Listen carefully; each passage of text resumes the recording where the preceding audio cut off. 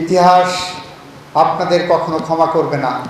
আওয়ামী লীগ যে লুটপাটের সাথে জড়িত হয়ে পড়েছিল, আওয়ামী লীগ যে দখলদারির সাথে জড়িত হয়ে পড়েছিল, আপনারা সেই পথে যদি কেউ হাঁটেন, সেই পথ কিন্তু অন্ধকার পথ, কানাগলি পথ, সেখানে হারিয়ে যাবেন, যেমন হারিয়ে গেছে এইখানে আওয়ামী লীগের অজস্র নেতাকর্মী।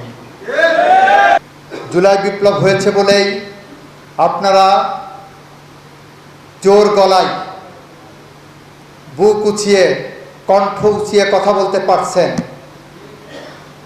আপনাদেরও মনে রাখতে হবে, আপনারা আজকে যেভাবে কথা বলছেন, যদি আপনার কথাই রাজনৈতিক দলগুলোর মধ্যে কোনো বিভেদ আনে, অনৈক্য আনে,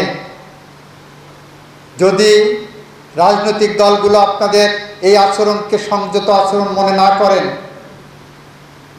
তাহলে সেটা হবে অত্যন্ত দুঃখজনক।